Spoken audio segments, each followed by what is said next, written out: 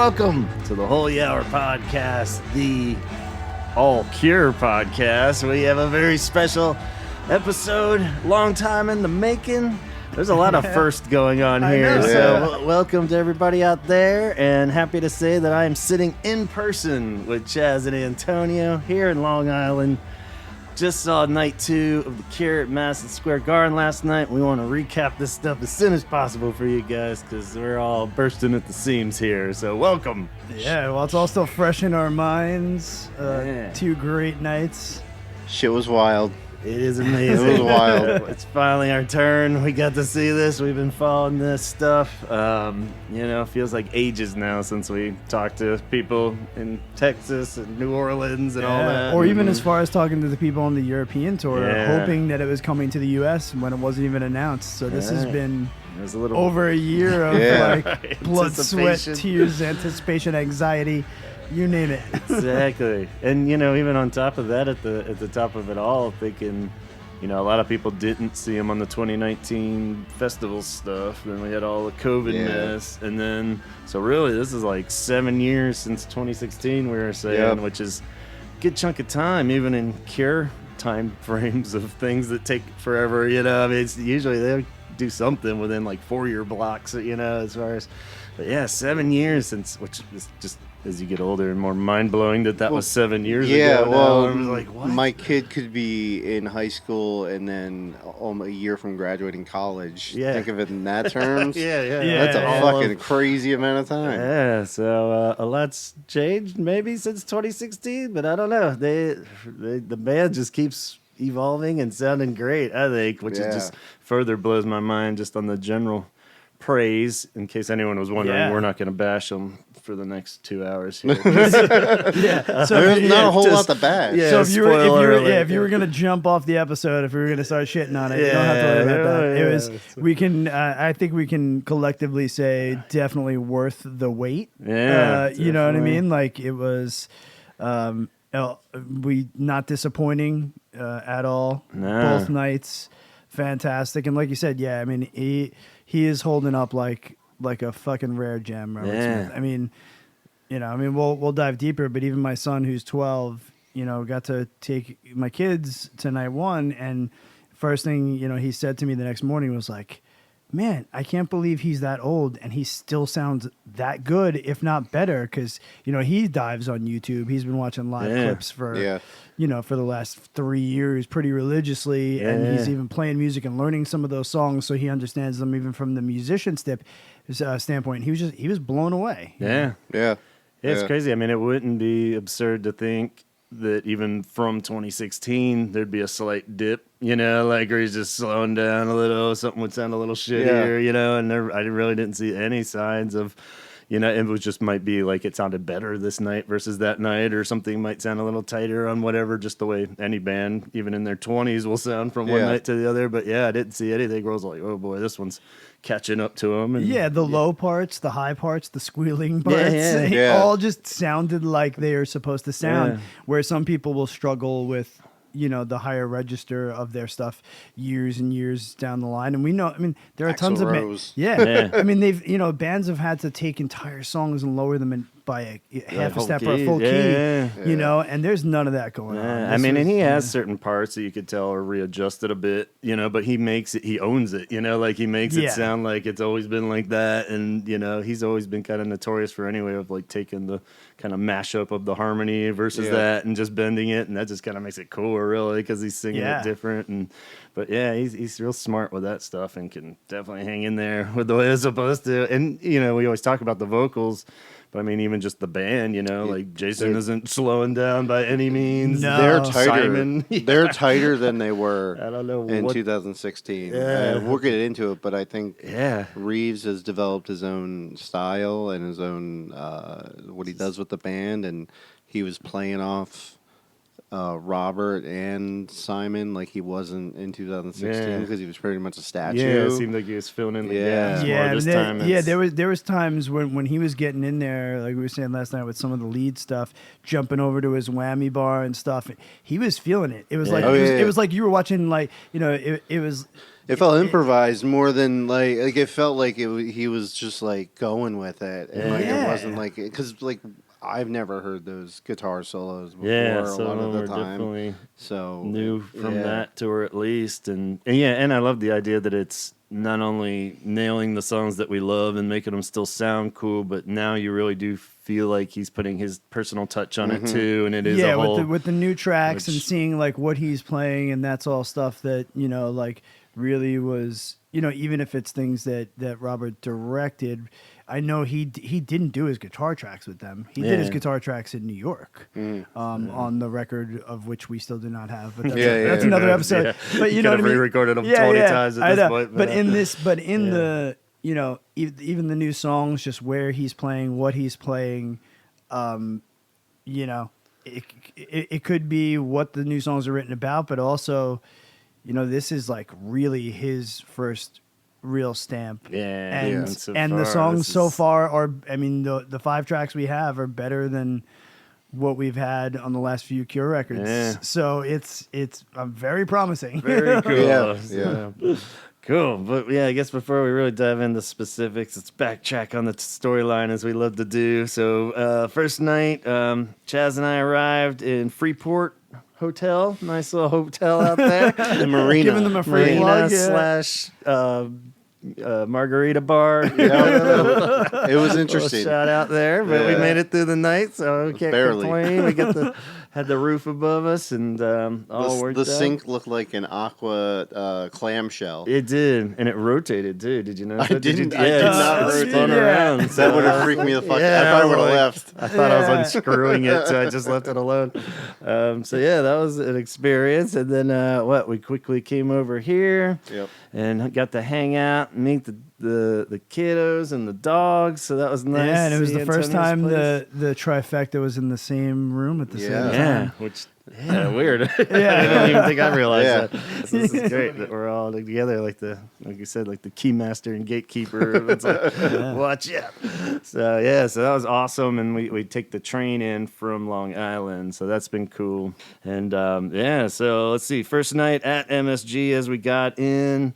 I guess on the train ride, a good time to talk about the merch that got dropped beforehand, and we had seen the comic one the day in advance. So we kind of were like, the poster designs. Apologies, I didn't have that artist's name jotted down. Yeah, I didn't know who did it, but I just thought it would suck that they didn't release the 2 posters at the same time. Yeah, it was a little weird that they put that out like a day in advance, even, and then Chaz over here ordered it. Somebody ordered it 5 minutes. It's like, cool. The next poster was put up, like a fucking idiot. So then, of course, we got the other one that dropped there, Matthews, right? So, and we learned that was going to be one for each night, a different poster for each night. So we weren't even sure until yesterday, I guess, that was it going to be like different colors and variation of that. Very cool. Yeah, so it's the same feel with a different twist to it. Yeah. So because like the night one had some hot pink on it. The second poster didn't, but it still felt like the same art and color palette. Sure. Yeah, those 3 will look great together. Yeah, I can't wait to get it framed. Anybody has the room for it on their walls. Yeah, I'll make room. So that's very cool. And we are going to have Matt Lenahan on the show soon.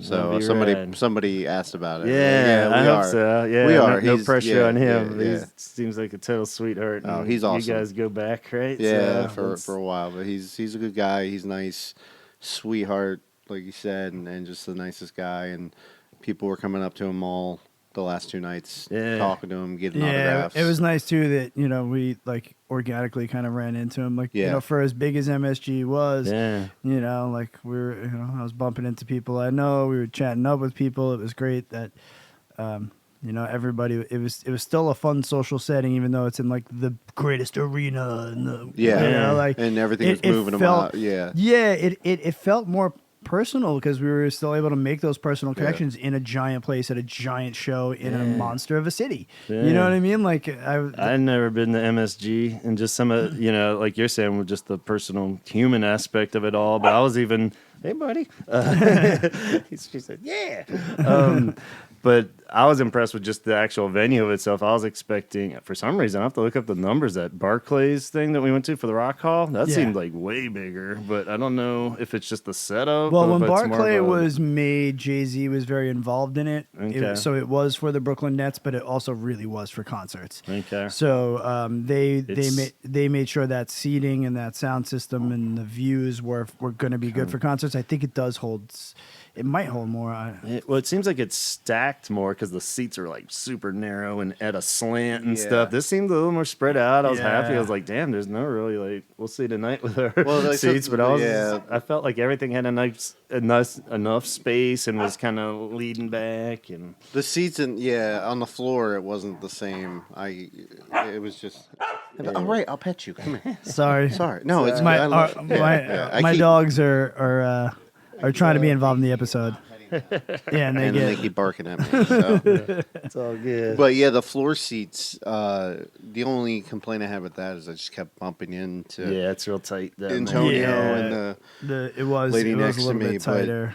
You know what? Fuck it. You can get screwed pretty quick on the floor. I think if you did have like 5 real tall people in front of you, if it is nice on the 100 levels, I guess, because you do have the slants. Yeah, I did like sitting in the seats more than on the floor, but because what ends up happening is even though they are seats, you have to stand most of the time when you're down on the floor because you don't have the angle and people were standing, which is fine. I mean, but it looks like the capacity is actually.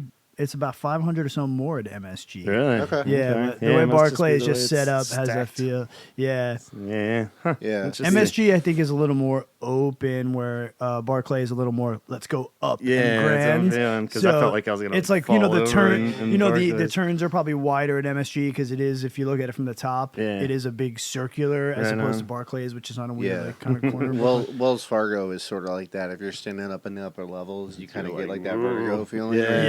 All over, but especially when you're standing and dancing for 3 hours, your legs start getting a little wobbly, like jacked up back and leg, and I'm all like, man, I'm gonna face plant down this whole thing. But I only had to yell at one. Like, see, sitting in the seats, people can still hold up their phones and like film and take pictures. Yeah. On the floor, like that person holds up their phone over their head, and it's directly in your line of sight. I missed the first song and I let it go because it wasn't a song I knew. But like as soon as the song ended, I was like, "Put your fucking phone down!" and they put it down. But like it's just like in the seats, people were filming the whole time, and it wasn't an issue. Yeah, so. Yeah, it's definitely a little different in the people around us and stuff. But I guess so we split up on night one. Antonio was with his family, went off to a different section. Chaz and I were 104 section. You were one. I was in 2. Oh, you were doing the 2s. Yeah, 245. I was at the top, but the side. So not in the back and not the side, like middle side, like center court. You know what I mean? So I had. I could see everyone, they have the TV screens, but the sound did not suffer up there at all. When I took my son to see My Chemical Romance for his birthday at UBS Arena, where the Islanders play, the sound up there kind of got bounced a lot. At MSG, no, I was getting the same quality audio that we got night 2 on the floor. I felt you lost nothing. I felt like I liked it more in the seats, the audio, but that's just because I could, when Robert went to the side of the stage and like went to the one side, when we were up in the seats, I could hear the crowd like kind of lose it.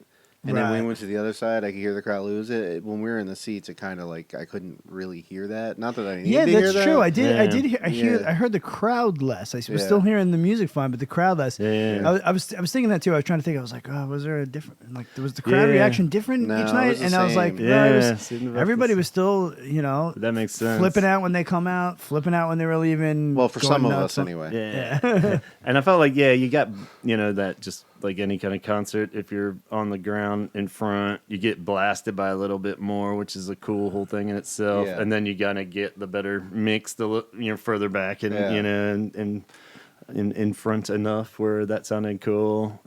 Definitely some strange variations between being in the seats and both awesome and have their pluses and minuses too, which is interesting because you would think it'd be all gold. I felt like it was emotionally, I was almost able to kind of get lost, like the sappy emotional side more when I was higher up and further back, I think, because it was kind of like all more about the music and stuff.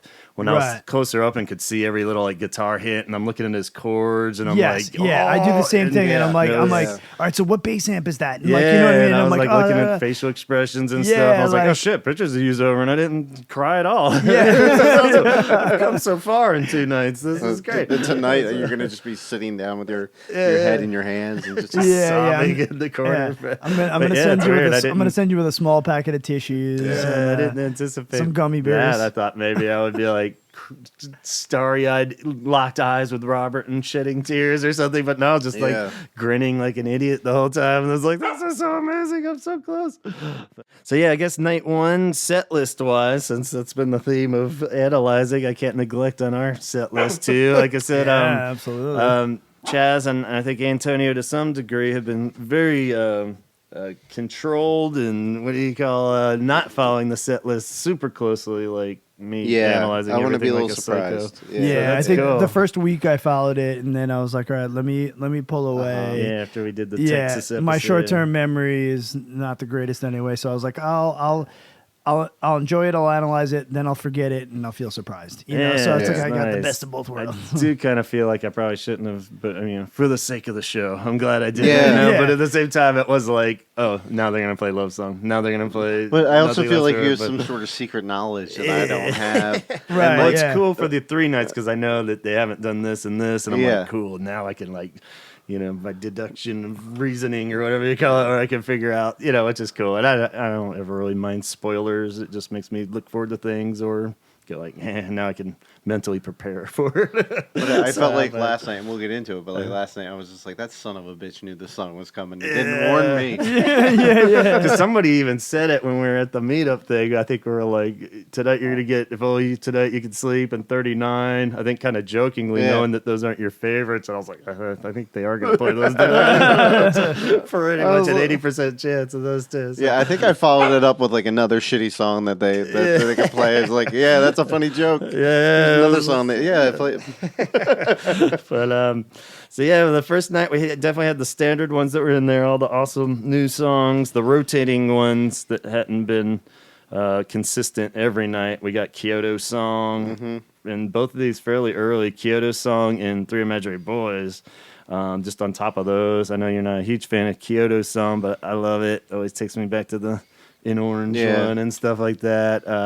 That keyboard riff was the first keyboard or anything Cure that I learned how to play. Plucking it out as a kid, I was like, dun, dun, dun, dun. I was like, I can do that shit. It definitely was also more enjoyable to listen to live than wise. I still enjoyed it. I still danced. I still liked it. Cool ass graphics behind it too. I love the van and the they did great graphics across the board for all of it. Yeah, that's something that definitely doesn't come through on the YouTube clips when you're watching it. I mean, they look cool, but that's just like because you can kind of see it, but especially when you see it from further back, and that's one thing that I enjoyed more for night 2 for me because I was now seeing the front view of all those where I was missing some of it because of where the speakers are blocking it. So I did get a little bit more of a visual pal the second night, being straight on and on the floor and being able to see it. So I had a little bit more of that like awe-ness, which was nice. But like you're right, so I was more focused on the music, and then also when you're sitting further back, you're really soaking in the 19,000 other people going crazy with you. You're feeding off their reactions because you're seeing all of it. Where as opposed to on the floor, I'm kind of the few people in front of me and then straight ahead. So it's a different feel. So I'm glad that it was experienced from different areas, and then hopefully in Merriweather we'll get super close in GA, and then we'll have that like hopefully like I could cool see combo. Robert sweat. Yeah, you know what I mean. That's I love doing the multiples is great for that, where you get a little variation on every experience, and we're getting the upper level tonight. Yeah, so we'll see. I'm actually looking forward, honestly looking forward to sitting up there. Yeah, that kind of contrast of it, but it does get dangerous in the sense, going back to some of the people around us will keep tapping on little stories because those are always fun of who. The first night when we were there, we had homeboy J.J. Abrams, our first celebrity experience. Wasn't officially J.J., I don't think, but he sure looked like him. And he showed up. He was really enthusiastic, had all the T-shirts on, and asked me to take his picture. Sorry if you're listening, but this was just kind of funny. Not an official bash, maybe, but we could have bashed it because it was ridiculous. Chaz posted the picture. You bummed me out, man. Seriously, you bummed me out. I took his picture for him. He was so prideful in the picture too. It wasn't just like hey, I'm here, take my picture kind of thing. He was very prideful to have the literally stage. thought he was a dude that flew over from Europe, just to see the concert, and he was so stoked. Yeah, and like as soon as he got the picture, he like sent it or posted it or whatever. Yeah. And then he just stood on his phone the whole fucking time. Sat down, down. That's all. It was all blasted, full screen cut lights, and he just answered some emails. Maybe, who knows? Maybe he's a very important. Maybe it was J.J. Abrams. Maybe with the time zone difference, he was working from home. Yeah, maybe. Who knows? He's been at every show so far, and this was just worn him down. But then he jumped up for the last encore. The whole last encore, he stood up. So I guess what, 9 songs usually. This was 9 on this night. Yeah. So I guess there's a lot of people that were probably just only really there for that last encore. Which is funny because there were some people in the upper deck that definitely bounced from their seats before that second encore, whether it was because they had to catch a certain train or whatnot.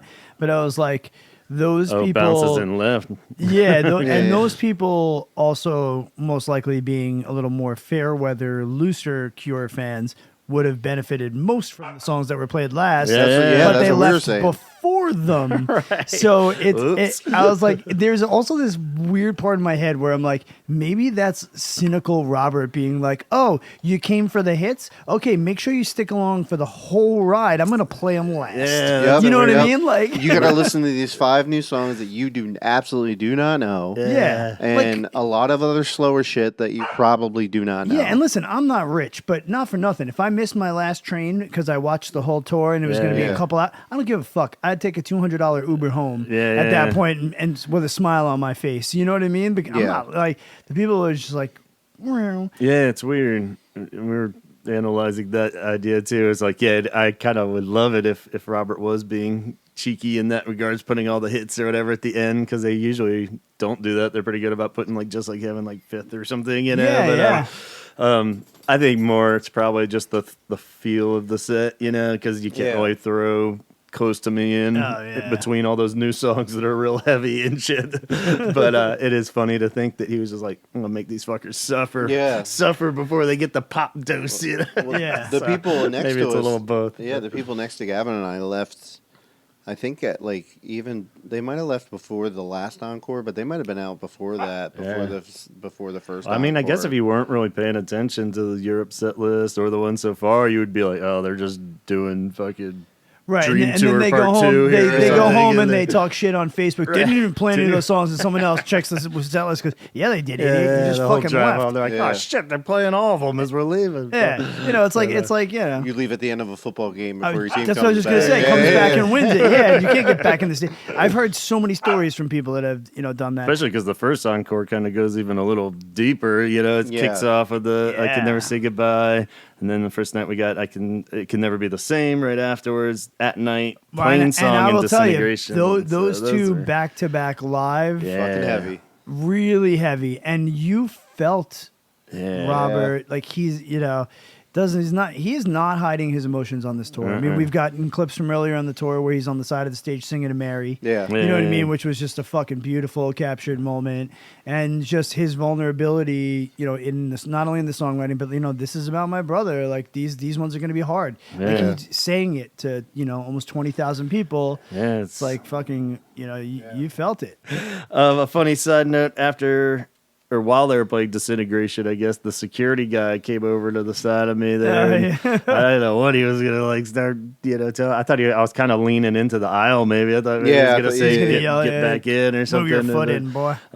But he was like, "What song is this?" I was like, "Disintegration," and he's like, "Okay." I thought he was like getting all overcome with emotion and had been won over and shit. I was like, "Sweet, a new Cure fan, man. See, they get such a wide audience." And then he's like, "Thanks. So there's 8 songs left." He was like, I guess had the set list or was looking at past set list or something. And then I ever hear him talking to the other. He's like, 8 more songs, 8 more songs. So I think he was counting down songs. He wasn't overwhelmed with emotion. He wanted to know what time he could get out of there. So he could tell his wife, And for the pop encore, we had, the standard 9, Notorious 9, as we've been calling it. Why Can't I Be You was swapped in for doing the Unstuck, and we did get to hear 6 different ways, so that was pretty awesome. Yeah. And I thought that was definitely a highlight. Definitely. They nailed and that. like I said, vocally, he nailed all those silly little parts. Yeah, and even the parts he bumped down a little, it sounded like it was meant to sound like that all along, so it was cool. But yeah, he was hitting it, and just like, why did they ever stop playing that song? It's great. Yeah. I love it. It's pretty cool. Did you guys, I've been asking people throughout this tour, have any, obviously, the rare ones and stuff would be surprise, highlights, but did you have any song that you weren't really expecting to be blown away by, that you were like, oh wow, that sounded exceptionally amazing on that first night? The first night,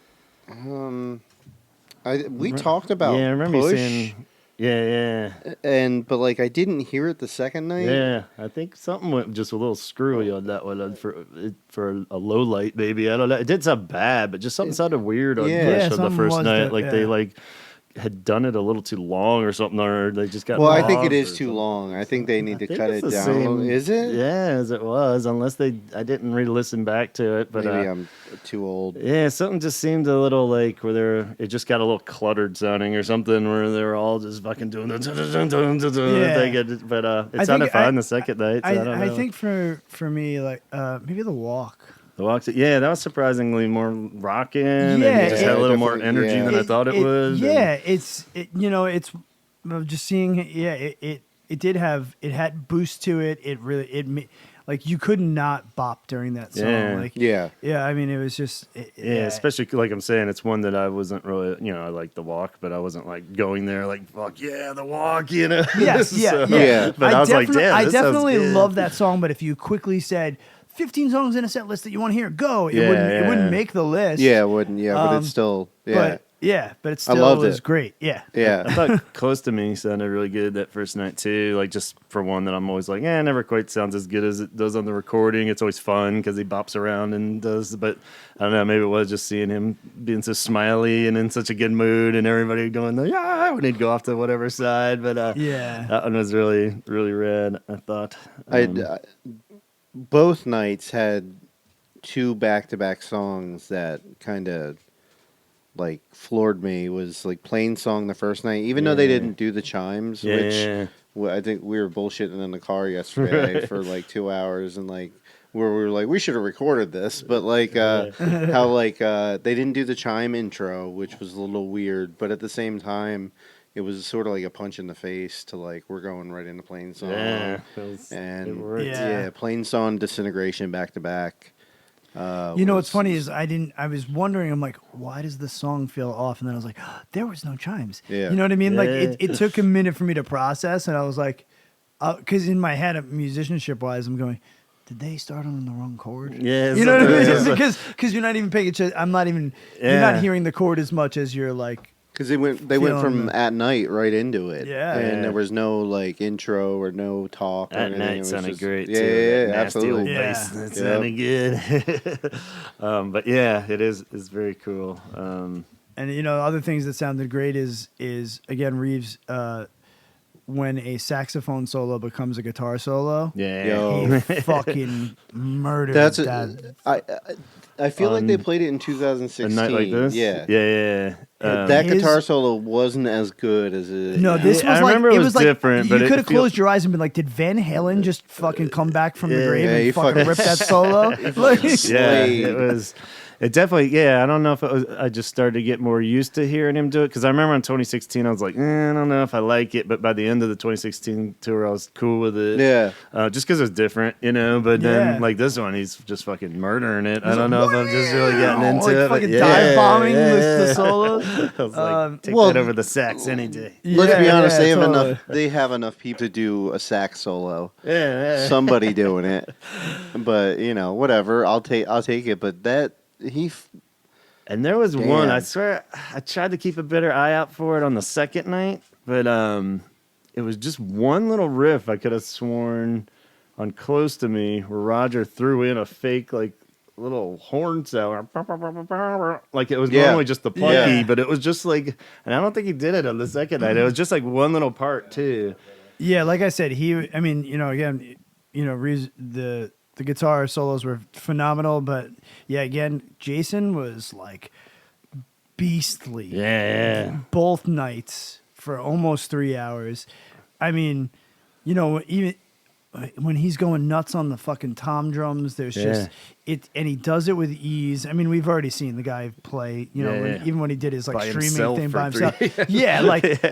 Like he is like a biomechanic machine. If anything, you just he is. you just take it for granted. If anything, where it's just everything sounds fucking perfect back there, like, oh wow, when you really stop and appreciate what he's doing, it's amazing, and especially on like Burn and stuff, the obvious ones where everyone's just cutting loose. I love that everybody loves that Burn has become kind of like this showcase too of like Jason and even like Simon, and people are like saying Simon's just fucking crushing it. His bass sounds were fucking great. Yeah, all the time. I mean, he's definitely like from a gear standpoint. I'll pull out nerd out for a minute. He's definitely changed. The basses are the same. You know what I mean? Mm-hmm. But he had to have been changing up, I think, some of those pedals or the way that they're being played, because I pay attention to listening to that shit all the time, and he's definitely doing something different. It's a little more aggressive. Yeah. And it's not like a tone down in the later years. Right. There was when we were saying that earlier, I think I meant to slide that in, was like he almost seems like he's taking it up a notch, if anything. 100%. It's like whatever the hell I mean, he's still doing his thing, creeping around low, going over to everybody. I mean, he's definitely, he is such an energy sparking tool for them. Like, he gets everyone going in the band, whether he's walking over to Jason or he's switching to the other side of the stage and they're playing together, and then him and Robert are shoulder to shoulder. I mean, Simon's he's the glue. He did a shoulder to shoulder with Reeves. A few times. That would go. Because we've all seen musicians and bands when they're up there. They're up there, and you can almost tell it's their job, not their passion, and you still feel a passion from this group of guys, which is crazy. Like as you see 20-year-old bands up there, and they look like they're kind of like, all right, here we go. They're going through the motions, and even like a month ago, I saw the Gaslight Anthem as they're like back together, and when I listened to a podcast, Brian Fallon basically said, like, I felt like it was becoming a job. I felt like it wasn't becoming fun anymore. So we wanted to stop before that was the case, and that happens more often than people think. A tour is a grind, whether you're doing it in a tour bus or in fancy hotels or being flown around, or you're in a minivan and sleeping on people's floors. There's still something very difficult and tough about it. And there is, there's the high of playing on stage, but then there's the lows of, I'm away from home. I can't go to that restaurant that I love. This is a different bed every other night. I'm missing someone's birthday celebration. It's and if you're 64, then I can imagine that would be even a little. But the joy and the energy definitely seemed this is more than a job, and maybe. It's coming out of the fact that COVID made us question if we would ever get concerts again. And the European tour did go over well, and I think that kind of got the kinks out. And I think this was a little more maybe of just a relaxed environment for them, because they know, like, hey, we did it over there. Now we're doing it over here. And it's like, And we're getting kind of the home stretch here. Not that I'm sure it's been like this the whole tour, but at the same time, I'm sure there's an extra little, hopefully. All right, guys, we're on the home stretch. Yeah, and there's a magic to Madison Square Garden. Yeah, I mean, even every great, basketball player that's ever played that wasn't in a Knicks uniform is like, that's where, the games we played there is my favorite game I've ever played. Yeah, I can't imagine you showing up to Madison Square Garden and be like, all right, another fucking night. Right? There's something magical about that arena and, doing 3 nights there. And, you can tell Robert loves being there. Like he stepped on that stage like he literally fucking owned the place. Like, this is my playground tonight, walking out during Alone in the beginning. That's what we talked about. He's just like, slowly strolling around while the band plays the first, 5 minutes or so. But, so the second night, and then let's go into the second night. I think we covered everything from the first night for the most part, but we'll bounce back and forth. You only to say that people in front of us that were great. Oh, yeah. As far as the people around us that we'll slowly tap on to. We had 2 younger girls in front of us that had like the coolest dance moves that were very, like they're just having a great time. So the energy definitely helped. And it was like, you can tell they were just, I don't know if they're, I had seen them a bunch or if this was a rare occasion or what, but I just loved it. It was like very like they kind of normal bop around dance, but then it would just go into full on like robot arm dance. Just having a blast. And, there was a couple people around me the first night, like a guy like I think 3 rows ahead of me and to the left a little bit, and he was jumping up even during like the deeper cut songs and like dancing like there was no tomorrow. You know what I mean? And then I had a a little bit older, like, 2 women kind of in front of us that like they were excited, but they definitely kept going back and forth to Chatty Cathy mood. And like Melissa was like really close to me and like, can you guys chill? But then I was with the kids and I'm like, and the kids were still stoked. I mean, I think if they were like interrupting the kids having a good time listening to it, I would have been like, yo. It really does influence. Make like a tree and shut the hell up. Around you.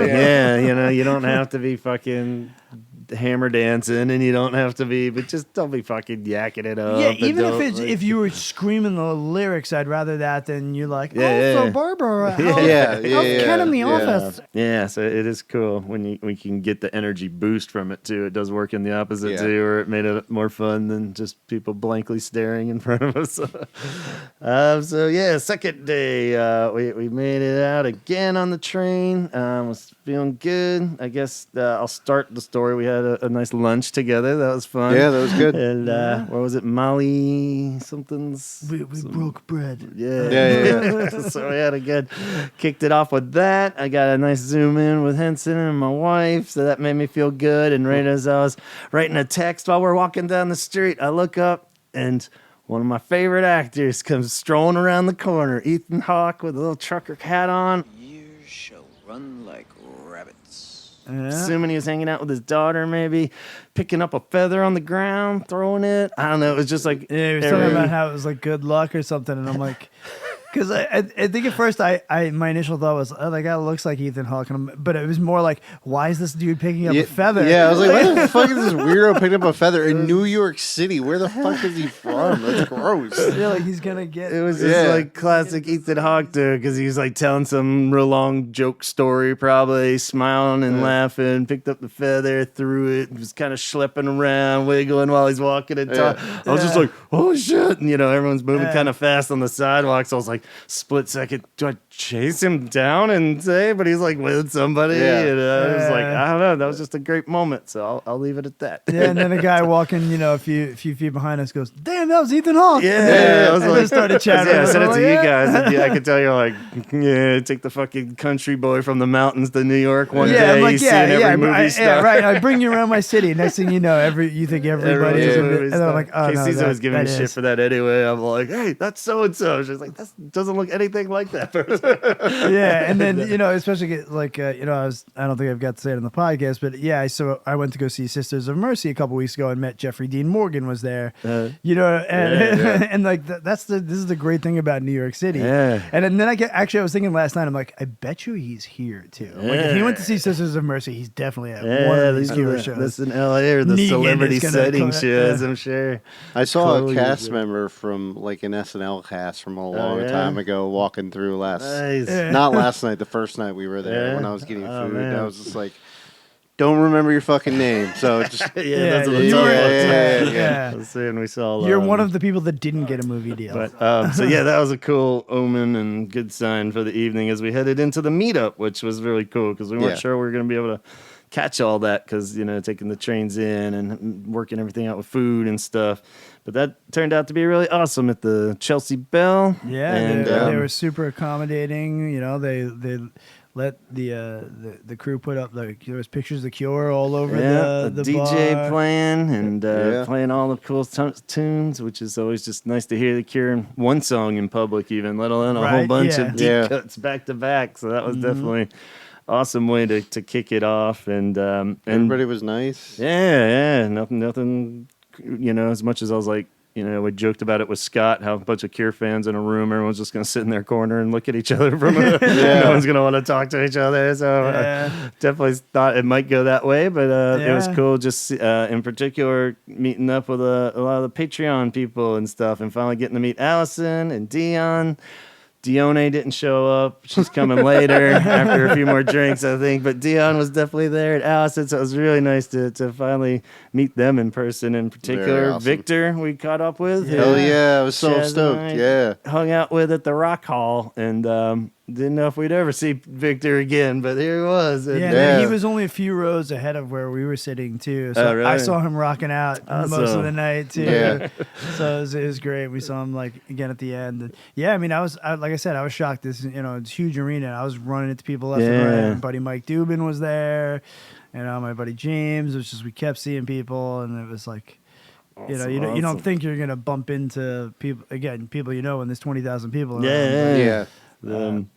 Caught up with John. He was there too, so that was cool. I was like, pretty sure it's tough because you only go by a lot of it's Instagram, so you barely know anybody's name. You barely know what they look like. So luckily with the Patreon people, we've done Zooms and stuff occasionally. Exactly. Andy was there, so we got to see Andy again, but we had met at the Rock Hall officially, so we're old friends by this point, But it was great to catch him up. We got another cool necklace from him, so I hope everybody got necklaces that was at that with the little C there that he made happen right here on the Holy Hour podcast. Yeah, but fix mine. So, they was handing out some T-shirts and if you were lucky enough to get the DVDs too. from him, that Cancer Trust one, where they play a lot of the top and tons of deep cuts on there, Too Late's on there, and stuff. It's fucking great. I had just watched a few videos. We're gonna have to do a whole episode on that. I think just as like a concert review, that should have just been released as a DVD. Even it's so good.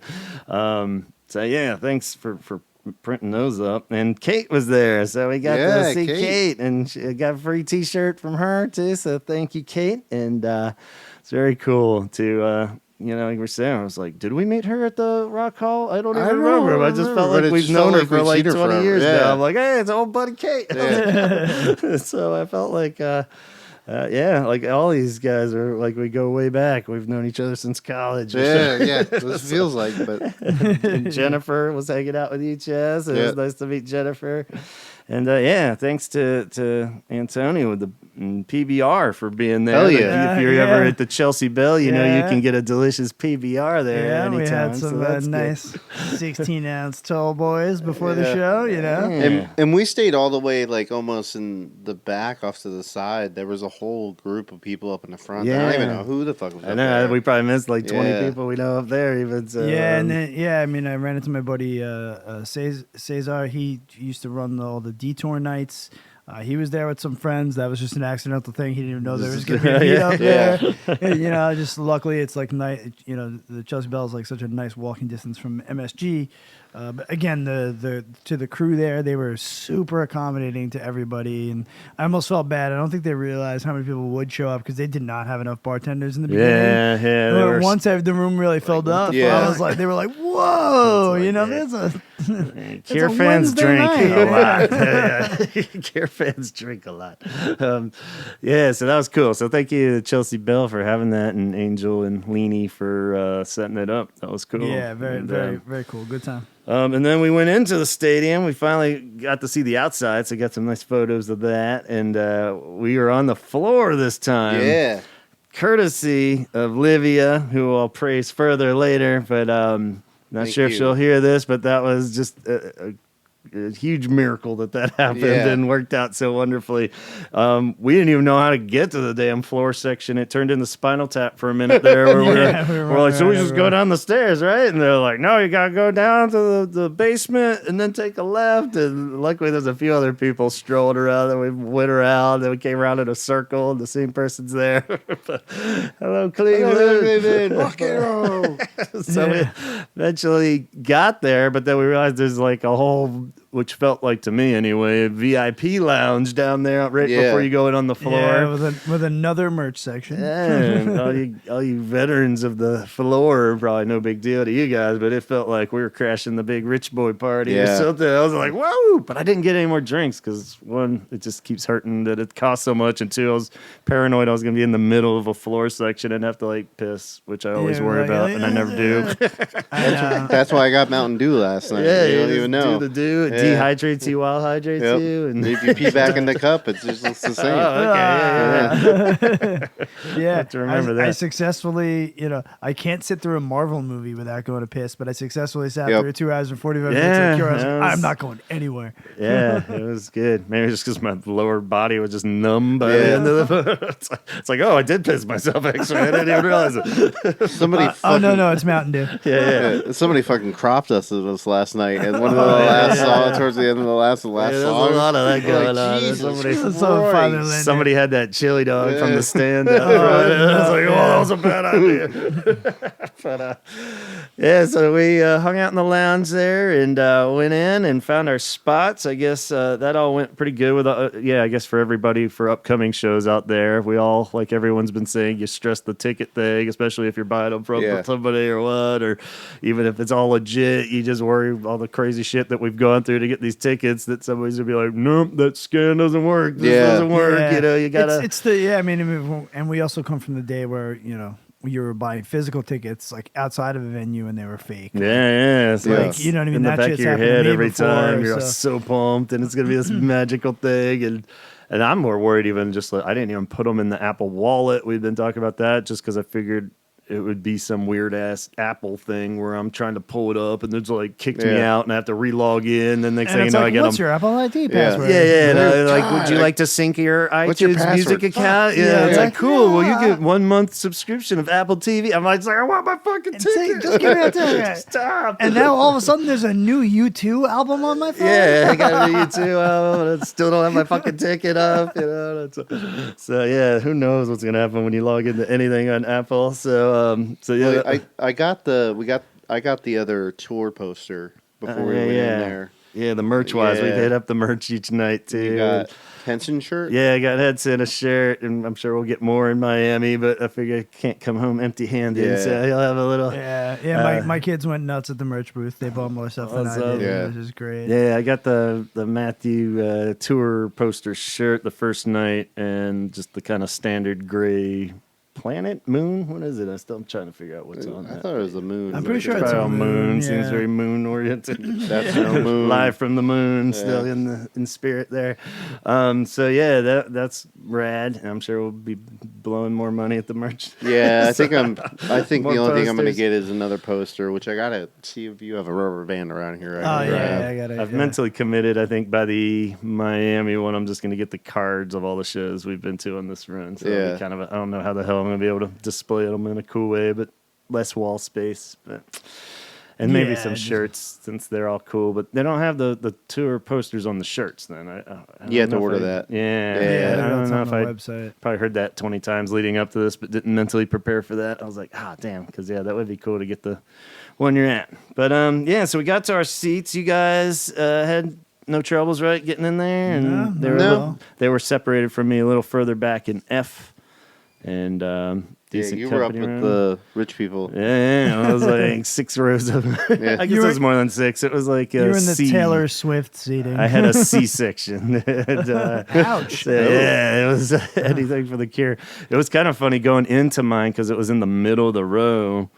And they didn't really mark those. You could find the row real easy, but then it was like chalk on the bottom of the seat. You had to count them. Yeah, I was like, wait, we have to go. So, I was like, does this side start as 1 or is that side start as 1? So that's how mine was. I realized I had to go through the middle to get closer on that side, and I came across.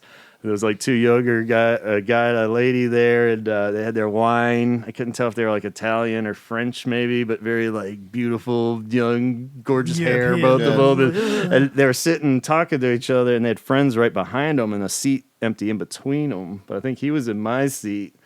I was like, hey, man, I think I'm 6. And he was just like, well, this looks like 8 or 6. What are numbers? And I'm like, well, I can't. I need my fucking seat. And I was like, well, you can, if it's just the 3 of us, then you can just sit next to her. You be in my seat, and I'll sit in this seat. And I was fine with that. And he's like, ménage à trois? Yeah. I was like, well, the night is young. So then it almost went the other direction, where when I switched and sat on the far seat, there was these 2 older guys that one had been visiting, and we were just joking. He's like, "Did you find your seat?" And I was like, "Yeah." I was like, "I guess I'm just partying with you guys." And they're like, "Yeah!" So they're all super pumped, and so yeah, I got chatting them up, and then Livia showed up, and one of those 2 seats was hers. So she was like, "Get the fuck out of my seat now." That was nice to see. It's like games are over. I was like, "Okay, sorry," but they just bumped over, and they're still sitting next to each other. So I don't know what the hell. Yeah, that was the same thing. Night 1, they were like, the couple was just off by 1. They're like, "No, these are our seats," and I'm like, "No, we're 6, 7, 8, 9. You're in 10 and 11, but you're sitting in 9." The mix-up was like the 8 kind of looked like a 6 on the bottom. I was kind of like, you can just count the seats too, but I didn't want to be rude, 6, it's not 8. But so that was worked out great, and I got to chat with Livia a little bit right before the show, not too much, but she was awesome and wonderful to stand next to, and enthusiastic about the show, and eternally grateful. I told her if she needs anything, I'll be there. Yeah, absolutely. I owe you for life. It's like some Mandalorian, what do they call it? A blood oath or some shit. Like, I will serve you until I die. But, Antonio and I had we had, I think, a mother and a daughter sitting to the left of us, but then to the right of us, there was this like 350-pound dude that was like, he brought his friend with him that didn't like The Cure. Yeah, he's like, my friend makes fun of me for liking The Cure. So I brought him. And I was like, okay, maybe we'll convert him. Weird. He's like, he likes like Zeppelin and like Ozzy Osbourne and stuff like that. Yeah, he only likes that stuff. And I was like, oh, cool, yeah. Zeppelin gets sued all the time because they stole all their music. I was like, I'm just gonna be that guy. So everyone listening out there that couldn't get a seat, just know that this guy that really hated The Cure had your seat. So great. But actually, the funny part is that guy stood up and watched more than he was the more Cure fan. And I was like, oh yeah, buddy, you're the Cure fan? And then like, there was only like 2 songs he kept yelling for. You know what I mean? Friday I'm in love. Play the Friday song. I was just like, I'm like, dude, really? Wow. No, actually, I think he was like yelling for like pornography stuff. Like he was, I'll see pornography. And I'm like, creep. Yeah. Take it off. The peep show's down the block, buddy. Keep it moving. Huh. Yeah, it was interesting. Definitely different dynamic on the floor, like we've touched on, but so close. You know, the pictures I took were great, but they don't do it justice at that level. Almost, you're like, I can actually see it better than it's coming through on the phone and shit. It's kind of frustrating, but that's what you get with an iPhone. I gotta get the whatever. Mine's I'm 12. alright. I'll just do the iPhone. Yeah, I know. It's like that's where you just enjoy the experience. I got real paranoid at one point because the people in front of us. So this is the second night in a row I had people leave that were right next to me. So I'm thinking it's partly me. They're like, fuck this guy. I gotta get out of here. But like the people in front of us, they like this guy was with his girl, and then the girl left, and it was just she disappeared like an hour before it ended. And then another dude on the other side of him pieced out too, like halfway through, and I'm like, is it me? Am I like I know I sing too loud and I'm a big dude that moves a little bit too much, but I'm like leaving. This is highly he is being too loud. He's having too good of a time. I don't think you were out singing Robert though, so I think you're fine. I don't think even if anyone's screaming around me, I think in a giant stadium, you're still fine. I can't imagine anyone. Yeah, it's different when you're in a small club. Well, even where was I? Oh, I was at Terminal 5 not too long ago. Melissa and I had to leave where we were because the dude next to us was singing so loud every word during Thrice, and I was like, dude, I'm not here to hear your karaoke version of it. And I don't love the sound of Terminal 5 anyway. Kind of sucks. So I was like, I had to peace out. But yeah, even the people singing around you, like, I was still hearing it. Well, I mean, Chaz and I were singing it to each other's ears. Yeah, I hope I was in key because I was definitely. We were facing each other, like we were cheek to cheek the whole time. Our beards kind of got stuck a little bit. I was like singing Velcro. in his ear, he was singing into mine. Yeah, it's adorable. I did. Somebody tapped me on the shoulder while we were sitting down during one of the intermissions, and like, I think it was before the last second encore. Yeah. Because I saw her looking and she waved at me and I was like, all right, I think she realized she knows like where we're from or who we are kind of like. And then she tapped on his shoulder and he didn't really quite, it just felt like I think someone bumped in or she did it really light. And I just gave her the look like, it's okay to tap him again. He's not going to bite you. Yeah. I was like, that was awesome. Yeah. Weird fuzzy W with the 3 weird fuzzy on Instagram. It's like she was weird and fuzzy. But like we purchased some shirts. Super nice. And you've had a bunch of those in the last couple of days. Just quick shout outs here and there. When we were leaving the first night, somebody was like, "Hey, love your shirt." Yeah, somebody came up to us when we were waiting for Antonio. It was just like, "Holy hell, I love you." Yeah, just kept walking. That's awesome. I'm just like, "Come here and take a picture with us." But I don't know, your shirts though. Everything's been cool. I think you're clever by announcing your retirement from the shirt business. You're pulling a Robert move. You're Absolutely. like, I will never make another shirt again. And then everyone's like, I gotta tell him how cool his shirts are. It was a ploy just to get attention from everyone. Clever. I just want people to come up and talk to me. Get you out of retirement. Yeah, he's then going to raise his prices, and everyone's going to be happy with it. Extra bucks. Yep. Special edition. Yep. Yeah. It's got my just name on change it. the colors on all of them. Second edition versions of the same ones. I'm going to call this one Night Probably 2. would be fine. People would. You probably could just sell the I'm same not like ones that. over and over again. People would be totally happy to get a second chance. I'm sure. Now here's a fun shirt question for you. Okay. What Cure shirt did you see the most of over the 2 nights? Definitely the first night I saw. Shirt? I saw Just the tour shirts. I saw a ton of just the straight up official Cure ones, like the Faith shirts. That they sold for the anniversary. I saw a lot of those. Yeah, I saw there was. I was saying there was a lot of the Boys Don't Cry shirts. Maybe There's a lot of that one. Don't even really see that anymore when I see it, but it's everywhere. But that one.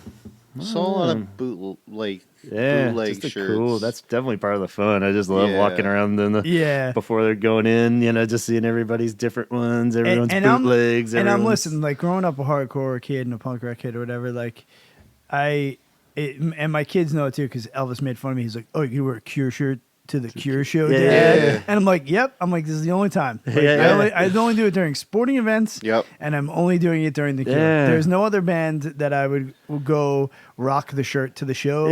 Or even listen to the band the day of. Usually I'm not like I give the 24-hour period. I don't listen to the band. I'm going to see at least 24 hours beforehand. Yeah. But it's different with the Cure. And it's an exception for some reason. Or maybe it never really was a thing. It's something people just invented, like the die in a pool. Maybe you can just wear the shirt to the. I don't know, but at the same time, I felt like Cure was always exempt just because they've been around so long, and the T-shirts are such a huge part of every Cure fan's nerddom. They're in. So in the last year, we all got that sweatshirt from H&M. I was gonna say I didn't see that. I think I saw one person. But it didn't even. It looked like a black ripoff. Really? I did see the picture. Urban Outfitters head on the door shirt, which I also do have. I saw that one a few times. That one was like a one size, like big double sided, like grayish one. That was they sold that one at Urban Outfitters. Cool. I did see a bootleg head on the door one a lot. Yeah. I think, was that the one that you got off of? Mine was worse. But Yeah, I was like, I think I got the same one, and I saw that a bunch. I saw a lot of the ones that they're selling at Hot Topic right now with that newer one that has Robert on it and the pornography one that doesn't say pornography. Right. Henson got that one where it's like just the Cure and the cover there. Yeah. I saw the Disintegration one. The Disintegration, quite a lot. the purple. Quite a lot last night. That was probably and the Disintegration ones, there's so many like iron-on transfer knockoffs on all the websites. I think I've purchased 2 throughout the years. One, I just literally complained until they gave me my money back because I was like literally, if I sneeze on this thing, it's just gonna fall apart. Right. And then like another one, like the color was and sizing was just so off on it. It was like atrocious. Yeah, I did get. I forgot to mention from the first night. I got a bootleg shirt. Oh, that's right. In the train. Yeah. In Penn Station. Well, we didn't see any bootleg T-shirt. I did guys night one too. guy did you? when we were leaving, but when we left, we weren't at we were coming out of Madison Square Garden, and some guy was trying to sell us shirts, and I was like, "How much?" And he was like, "20." I was just like, "If it was 10, I'd buy one." And then we go to the train, waiting to find out what number train we're going to, and another guy comes up to me, bootleg shirt. I was like, "How much?" He's like, $10. I was like, "Sold." Yeah. He's like, "What size?" I was like, 2X. He's like, "Yeah, I got it." He's like, "I got it." He turned around. I just hear rip, and I'm just like, he just ripped the fucking tag off the shirt. You son of a bitch. Now it's whatever size you want it to be. Yep, and he just handed it to me, and I held it up. I was like, "It looks fine. It's got a hole in it, but I don't give a fuck." I gave it. It was $10. I was like, "Fuck yeah, give me that." But here's the funny part. On night 1, you got a bootleg T-shirt for $10 when you left the concert. Night 2, you got a hot dog that also cost $10. $10. Didn't even think God of that. damn it! I didn't even think about that. Shit, I could have clothed myself for the rest of my life with $10. And I ate a shitty hot. $10 Dude, I was so fucking hungry. If you had eaten the T-shirt, it probably would have been better for you too, and kept you more full. It was more. Should have just eaten a bootleg T-shirt. Yeah, and we could have literally walked, but I was like, God, I'm so fucking hungry right now. That's and funny. This guy's got food right now, so yeah. Now, like that Bible story of when Esau sold his birthright for like a kid, for like a little thing of soup. I was just like, yeah, I can understand why. Yeah, he just got done seeing the Cure, and he's in Madison Square Garden. He's hungry. He's dehydrated. His knees hurt. He could have been like, "How much you got on you?" And I'd be like, "Fuck." Yeah, I want it all. How much you got, boy? But yeah, the bootleg shirt, it's rad. Gavin almost got swindled into one. Yeah, same dude. Right afterwards, I was like, "Nah," and he was like, "How about $8?" He's like haggling down. The train's pulling up pretty much. He's like, $5, and I was like, "Dude, all right, fine, $5 or $8. You got a large?" And he's like, "Yeah." He hands me an extra large. Yeah, I was like, "This is extra large," and he's like, he's like, "What about that one?" He's like, "Yeah, here it is." It's like, "This is extra large too." And I think that's when he bumped it down to 5 or whatever, 8. You know? Yeah. I was like, "Nah, man, if you hadn't pulled that little ticket or tag stunt on Chaz, I'm not buying that shit." and then as the train was pulling away, I saw him running next to the train going, $2. All right, so dude, it was so funny. As soon as he turned around, I thought he was grabbing it out of another bag. So but as soon as I heard the rip, I'm just like, no, you want to know what I thought he was doing? I thought he was pulling it out of his pants because he. Like, oh, really? I was like, that would have been even funnier. Like, is he pulling his shirt out of his pants? Clever. Yeah. I knew magician or something. I knew either he had a 3X for some reason. Yeah. Because it's a pretty decent sized shirt, or it was a XL. But I don't know why he would hand me an XL. And I think he just had extra large. Yeah, that's probably it. He was just like close enough. It's probably like one size fits all kind of thing going on. Yeah, I probably could have been fine with the XL because I shrink them all the time anyway. Yeah. But at the same time, I was like, nah. It's an ugly shirt. Yeah, it's horrible. It's fucking terrible. Yeah. I love it. Kind of top era with Robert with his hands in a little praying thing. I'm gonna wear that shit all the time. I love that shirt. Awesome. I know. Cool. If you guys see a guy tonight and you can get a large one for $10, I might be like, buy me one. Because I think if I saw the guy for 10, I would have grabbed one last night. Yeah. It's good to know you can haggle them down, yeah. probably. Because unfortunately, I won't be with the boys at night 3 because I have a work event tonight. But we will be hitting Merriweather together on Sunday. Yeah, so. and I'll see if there's a Philadelphia bootleg one. Yeah, they're pretty good. yeah. They're pretty good making shit. Yeah, as long as it doesn't have a Phillies logo on it. They commissioned a different.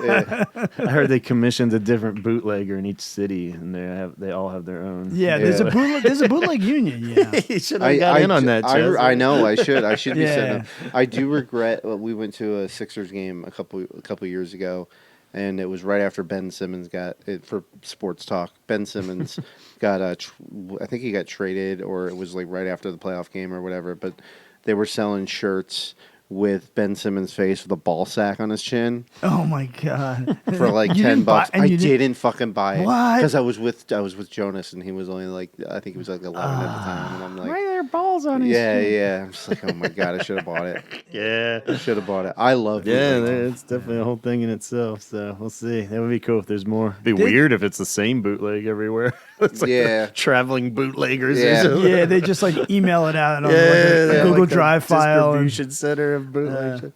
As far as the actual set, though, night 2 was very cool because it complemented night 1 wonderfully, I thought, where they swapped out, 1, 2, 3, 4, 5, 6, 7 songs at least. So that was way cool. I thought maybe just those 3, like we said initially, the 3 kind of rotating slots and then 1 more maybe for the encore. But so yeah, we got If Only Tonight We Could Sleep. We got Like Cockatoos. That's all right. Charlotte Sometimes. Fucking phenomenal. So good. I remember I looked at Antonio and was like, it was just like, I'm like, Enough of this kiss me shit. Let's get on with some. And we got Fascination Street in the main set too, which has been a bit sparse on this tour, so that was cool. Giving you guys this history with Fascination Street too. That's a nice one. I'm glad you both got to hear that on the same night. Super excited.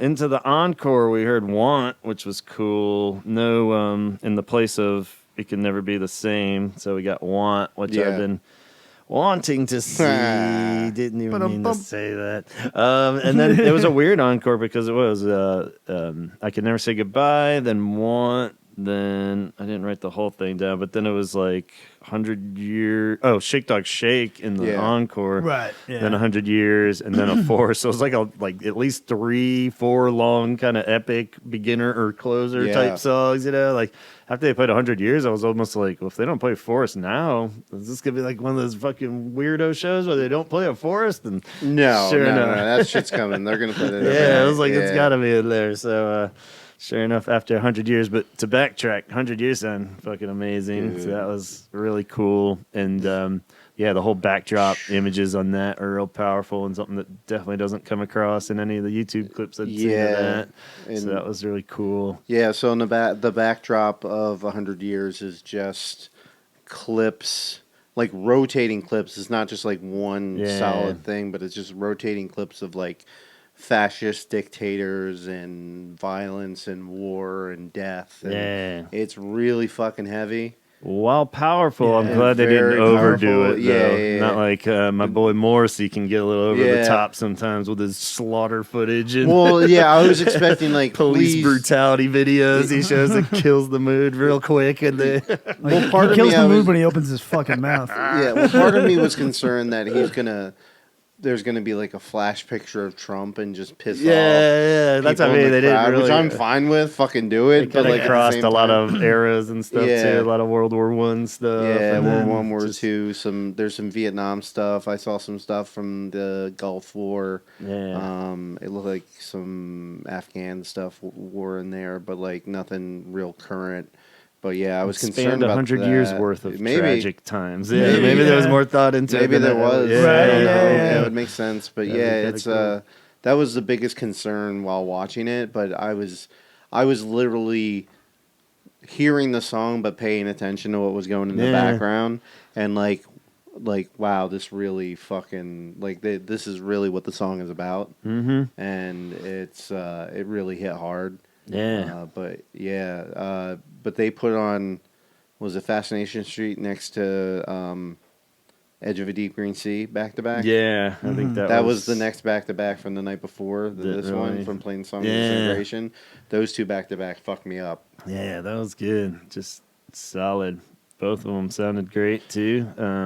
Edge of a Deep Green Sea. Just side note, sounded really good both nights. I thought that's a weird one sometimes if it doesn't get mixed right or it can drag or something. Yeah. And that one definitely sounded like the old days again, where it was very. I feel like with the addition of Perry, it's just made that song sound. Yeah, I don't even know what the fuck he's doing in it. But it might be Reeves and getting more into the band more, but in the sound is better. But yeah, like I said, I've heard it where it is a little thin sounding, or everything just seems a little too divided. Where that Reeves riff, the little. I feel like Roger's doing more. Roger, that even the ding ding ding had a little bit of a flourish, especially on that first night. I noticed it's not as noticeable. Yeah, and it always gets better as it goes. The first minute of it, I'm kind of like, oh boy, maybe that's a little too loud, but then it just mixes in wonderfully and everything's.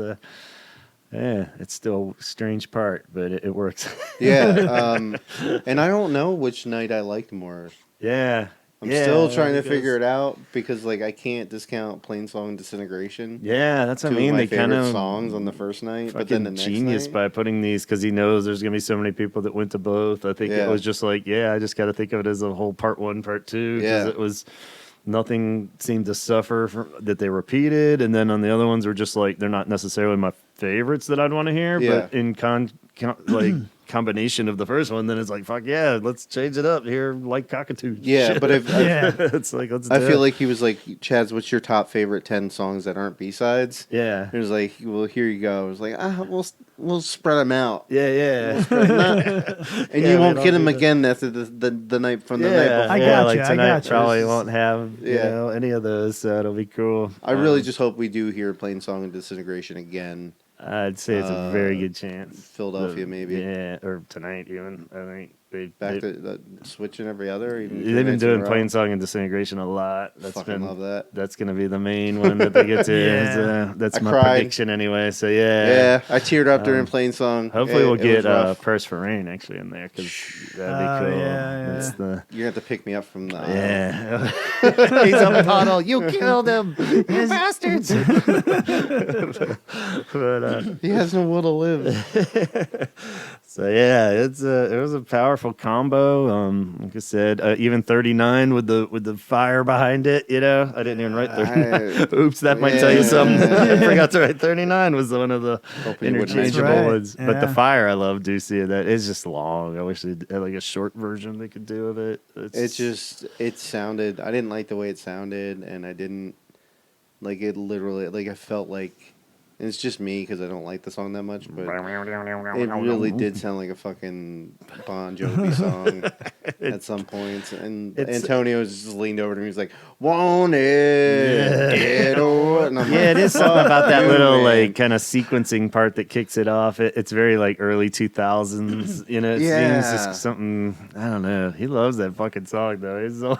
Always it's fine. Yeah, I guess there's better Blood Flowers ones even though. I don't know. And if you're gonna play how long is that song? Yeah, that's what I mean. It's gotta be at least 6 minutes. If you're gonna play a 6-minute song, I can. So was it still 29 songs each night, or was the second night 30? Pulled up. No, it's 29 last night. It was 29. Okay. Both 29. Yeah. I was hoping last night we'd get because they took off the one new song off of the first encore. I hope they were going to add another one onto the last, but they didn't. So So that's what I was thinking. I was like, is it a time thing? Is it a numbered thing? Which I guess it has to be both. Yeah. I mean, they're definitely pushing the limits for ending at midnight. Yeah. Anyway, like I said, most of the concerts in New York City now, it's they want them done by 11. Yeah. I think that's understandable.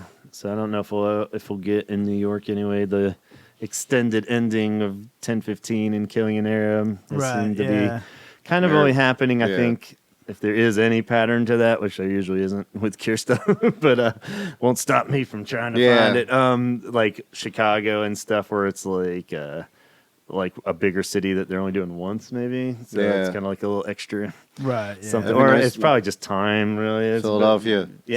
Yeah, it might be Philly would be a good one for it. Or maybe just a finale thing here in New York. It could happen too. So who knows? That'd be cool. But depends on what they cut out along the way, I guess. But yeah. So let's see. On top of that, I was pretty just amazing all the way through, like emotional and like exhausting in a good way, just like the way the set flows, or those new songs in particular. I guess we haven't officially touched on that, but just, which is almost a shame because that I have listened to them so much because they don't really feel like new songs. Yeah. But at the same time, seeing them live is a world of fucking difference than the shitty bootleg I've been listening to. And with like the visuals of those are great with like the world spinning and that big ass red moon coming up is like, those are even the I Can Never Say Goodbye. It's all sad as fuck with the carousel and stuff going.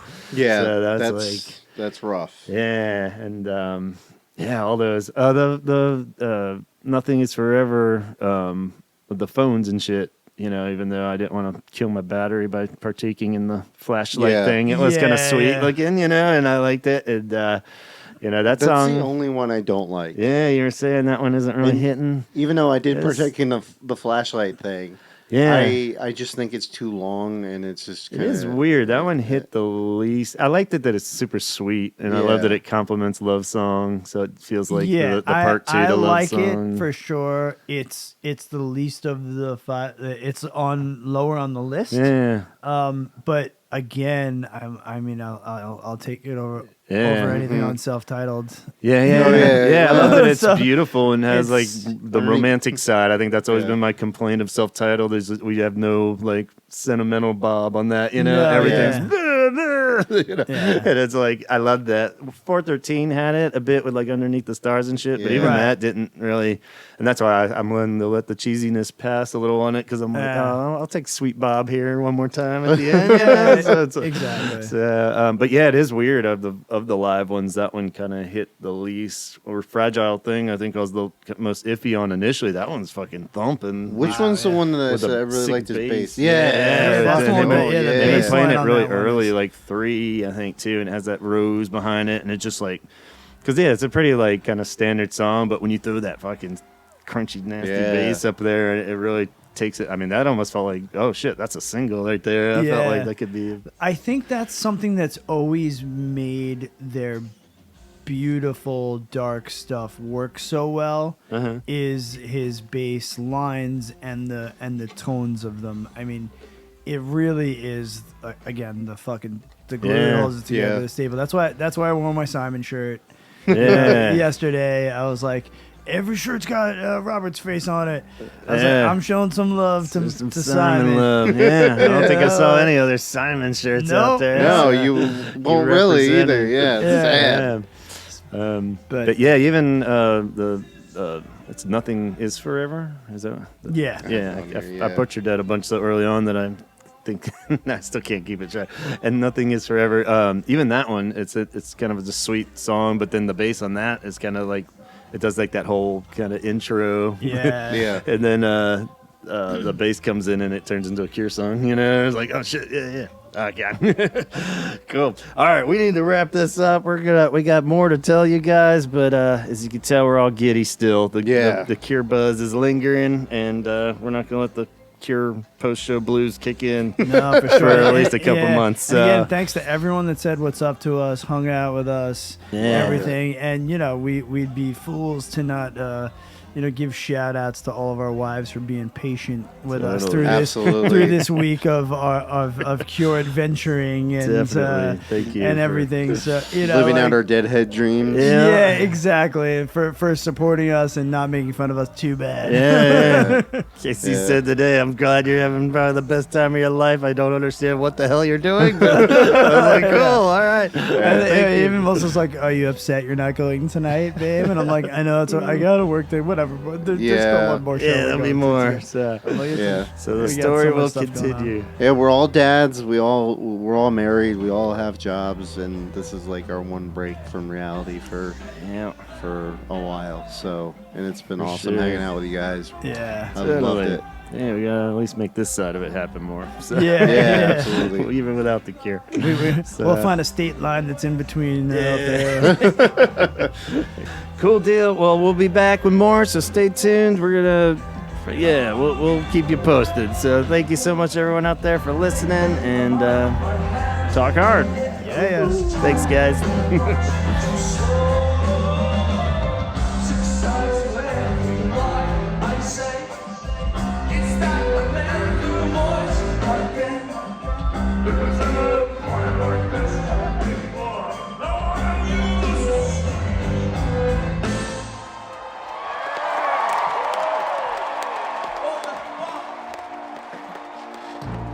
Captain, my captain. Sit down, Mr. Anderson. You hear me? Sit down. Sit down. Thank you, boys. Thank you.